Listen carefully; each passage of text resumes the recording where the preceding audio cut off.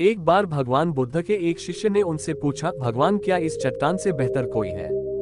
बुद्ध ने कहा, पत्थर से कई गुना शक्ति लोहे में होती है, इसलिए लोहा पत्थर को तोड़कर टुकड़े टुकड़े कर देता है। फिर शिष्य ने पूछा, लोहे से भी कोई चीज बेहतर होगी? बुद्ध ने पुनः कहा, क्यों नहीं, अग्नि है जो लोहे को गलाकर द्रव्य रूप में बना देती है। इस पर शिष्य ने कहा, क्या अग्नि की विकराल लपटों के सामने किसी की क्या चल सकती होगी? बुद्ध ने कहा, केवल जल है जो अग्नि को शीतल कर देता है।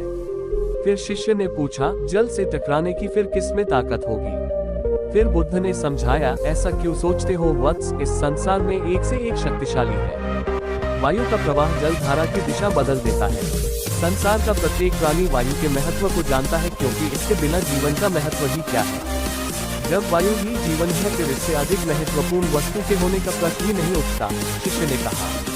अब भगवान बुद्ध को हंसी आ गई। उन्होंने कहा, मनुष्य की संकल्प शक्ति द्वारा वायु भी वश में हो जाती है। मानव की यह शक्ति ही सबसे बड़ी है। ये प्रसंग बताता है कि इस दुनिया में दृढ़ संकल्प से बढ़कर कुछ नहीं है। एक बार की बात है, गौतम बुद्ध से एक व्यक्ति ने कहा कि मैं ईश्वर को नहीं मानता, आपकी क्या राय है? बुद्ध बोले, तुम गलत हो, संसार में ईश्वर के अलावा कुछ और सत्य है ही नहीं।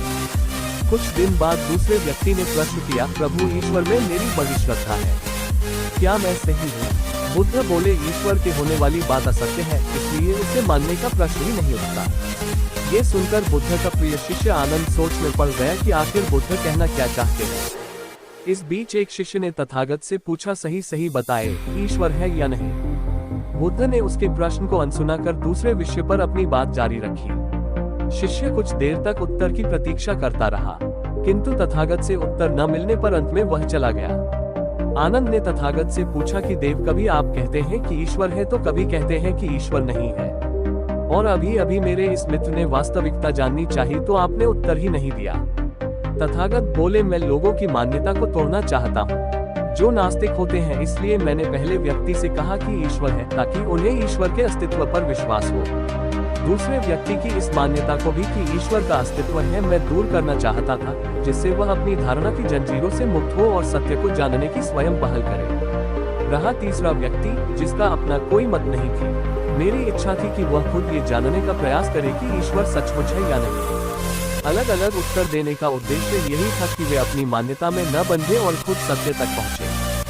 भगवान गौतम बुद्ध के काल में एक राजा था, अजातशत्रु। एक बार अजातशत्रु अनेक मुश्किलों से घिर गया और वह उनसे बाहर निकलने का रास्ता नहीं खोज पा रहा था। इसी दौरान इसकी भेंट एक तांत्रिक से हुई। राजा ने तांत्रिक को चिंता का कारण बताया। तांत्रिक ने राजा को मुसीबतों से मुक्ति के लिए पशु बलि देने का उपाय बताया। इसके लिए एक बड़ा अनुष्ठान किया गया और बलि के लिए एक भैंसे को बांधकर मैदान में खड़ा कर दिया गया।